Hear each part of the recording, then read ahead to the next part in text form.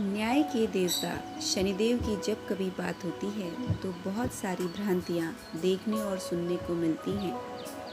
अगर बात करें कि महिलाओं को शनिदेव की प्रतिमा छूना मना है और उन बहुत सारे मंदिरों में उनकी प्रतिमा पे तेल चढ़ाना भी वर्जित है, तो ये सवाल दिमाग में आता है कि ऐसा क्यों? महिलाओं को ऐसा उनकी पूजा करने से क्यों रोका जाता है? कुछ समय पहले तक देश भर में एक बवाल मचा हुआ था कि प्रतिमा को स्पर्श करने का अधिकार महिलाओं को क्यों नहीं है। तो आज हम इस बात पे भी ज़रूर चर्चा करेंगे। लेकिन दोस्तों, इससे पहले एक और बात मैं बताना चाहती हूँ। कुछ समय पहले मैंने एक वीडियो अपलोड किया था जो शनिदेव की जन्म की कथा से संबंधित था। अगर आपने वो वीडियो नहीं देखा तो मैं डिस्क्रिप्शन बॉक्स में उसका भी लिंक दे दूँगी, आप ज़रूर देखें। और अपने कहे अनुसार इस वीडियो के लास्ट में मैं आपको कुछ मंत्र भी बताऊँगी जो आप शनिदेव की पूजा के समय प्रयोग कर सकते हैं उन्हें प्रसन्न करने के लिए। तो दोस्तों, घटना शनि सिंगनापुर मंदिर को लेके थी, जहाँ कुछ महिलाओं ने इस बात को लेके ये मुद्दा उठाया था और जबरन जाकर के पूजा अर्चना की थी निषेध स्थान पर। अब अगर हम बात करें मुंबई कोर्ट की, तो महिलाओं को ये अधिकार मिल चुका है कि वो वहाँ जाकर के प्रतिमा को स्पर्श भी कर सकती हैं और पूजा अर्चना भी कर सकती हैं। लेकिन अगर हम बात करें शास्त्रों की, तो महिलाओं द्वारा शनिदेव के पूजन में कभी भी कोई भी प्रतिबंधित था ही नहीं। केवल तेल चढ़ाना और प्रतिमा को स्पर्श करने की साफ मनाही थी। वो क्यों? आइए जानते हैं। रावण संहिता व निर्णय सिंधु में स्पष्ट तौर पर लिखा गया है कि महिलाओं द्वारा शनि का स्पर्श नहीं किया जाना चाहिए, क्योंकि ऐसे में उनके ऊपर नकारात्मक ऊर्जा यानी कि नेगेटिव एनर्जी का प्रभाव पड़ता है, जिसके फलस्वरूप उनका व्यक्तित्व व पारिवारिक जीवन संकट में आ सकता है। क्योंकि शनिदेव के मंदिर के आसपास तांत्रिक विद्याओं का केंद्र माना जाता है, तंत्र विद्या के जो प्रयोग होते हैं वो किए जाते हैं और इसका सबसे पहला प्रभाव महिलाओं के ऊपर ही पड़ता है। तो ये कारण है कि महिलाओं को स्पर्श नहीं करना चाहिए, या फिर आपको पूजन करने में तो कभी मनाही नहीं है। जैसे एक पुरुष पूजा कर सकता है, वैसे ही एक महिला भी पूजा कर सकती है। लेकिन समय जैसे जैसे बदलता है, बहुत सारी चीज़ें चेंज हो जाती हैं। तो इसी बातों को ध्यान रखते हुए धर्म गुरुओं को लेकर भी ये बहस छिड़ चुकी थी और उन्होंने इसी बात पे निष्कर्ष पे वो पहुँचे कि समय के अनुसार महिलाओं को भी छूट देनी चाहिए। इस विषय पे हर व्यक्ति की अपनी अपनी मान्यताएं हो सकती हैं, पर मेरा मानना व्यक्तिगत तौर पे ये है कि आप अपने आराध्य की पूजा अर्चना करते हैं, तो अगर उन्हें बिना स्पर्श किए भी अगर आप पूजा करते हैं, तो इससे उससे मिलने वाले फल पे क्या प्रभाव पड़ सकता है। लेकिन अगर फिर भी आपको चाहिए कि आप उनके स्पर्श करें, तो ये आपकी इच्छा है। लेकिन मेरे लिए स्पर्श करके ही पूजा करना कहीं से भी अनिवार्य नहीं है। शनिदेव के प्रकोप से सभी डरते हैं। शनिदेव के बारे में लोगों का मन में यही भावना आती है कि ये जल्द नाराज होने वाले और दंड देने वाले हैं, किंतु यह सत्य नहीं है। वो न्याय के देवता हैं, दंड के नहीं। वास्तव में वो अपने भक्त को दृढ़ता प्रदान करते हैं। मंद गति की चाल होने के कारण ये देर से आपकी इच्छा पूर्ति जरूर करते हैं, लेकिन बहुत ही उत्तम ढंग से काम को पूर्ण भी करते हैं।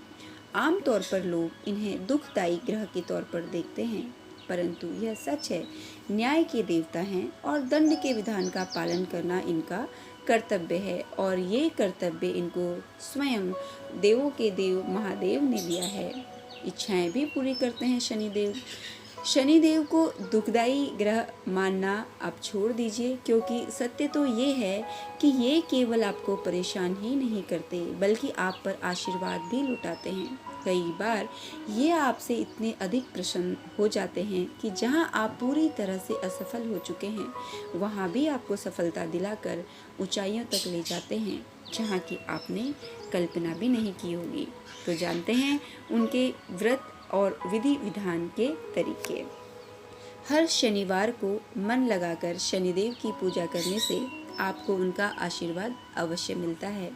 सूर्य के उदय होने के पूर्व स्नान करके स्वच्छ वस्त्र धारण करने चाहिए। पीपल के वृक्ष की जड़ में शुद्ध जल अर्पित करना चाहिए।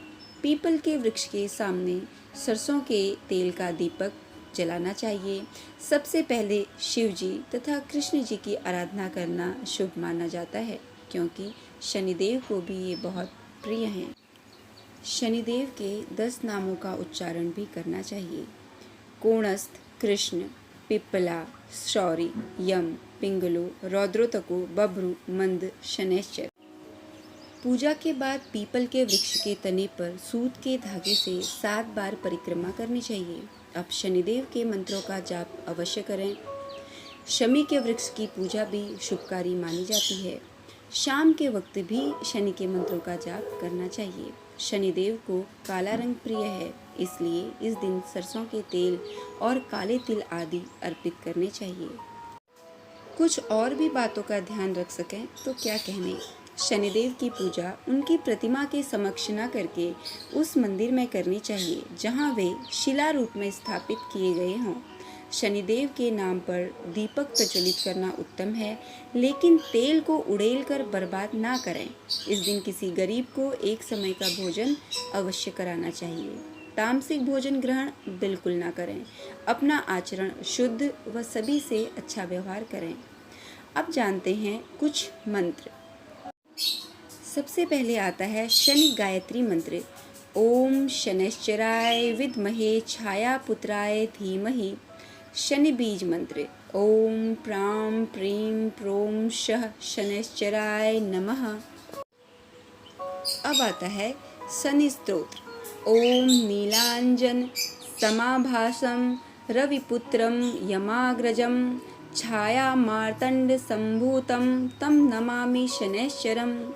फिर आता है शनि पीड़ाहर स्तोत्र। सूर्यपुत्रो दीर्घदेहो विशालाक्षः शिवप्रियः दीर्घचारः प्रसन्नात्मा पीड़ां हरतु मे शनिः तन्नो मदः प्रचोदयात्। शनिदेव को प्रसन्न करने वाले कुछ और भी मंत्र हैं जो बहुत ही सरल हैं। पहला मंत्र है ओम शं शनैश्चराय नमः। दूसरा मंत्र है ओम प्रां प्रीं प्रौं शः शनैश्चराय नमः। तीसरा मंत्र है ओम सन्नो देवीर्भिश्चयः आपो भवन्तु पीतये शयोरभीष्टवन्तु नः। इसके अतिरिक्त शनि दोष निवारण के लिए आप पंचाक्षर मंत्र का उच्चारण भी कर सकते हैं और महामृत्युंजय मंत्र का भी। मुझे उम्मीद है कि ये दोनों मंत्र आपको पता होंगे, लेकिन फिर भी मैं बता देती हूँ। पंचाक्षर मंत्र ओम नमः शिवाय और महामृत्युंजय मंत्र ओम त्र्यंबकं यजामहे सुगंधिं पुष्टिवर्धनम् उर्वारुकमिव बन्धनान् मृत्योर्मुक्षीयमामृतात्। तो दोस्तों आज बस इतना ही। अगर आपको आज का ये वीडियो पसंद आया तो मेरे चैनल को सब्सक्राइब करना, वीडियो को लाइक और शेयर करना ना भूलें। अगले वीडियो में मिलेंगे शनिदेव और हनुमान जी की एक कहानी के साथ। तब तक के लिए अपना ध्यान रखें। नमस्कार।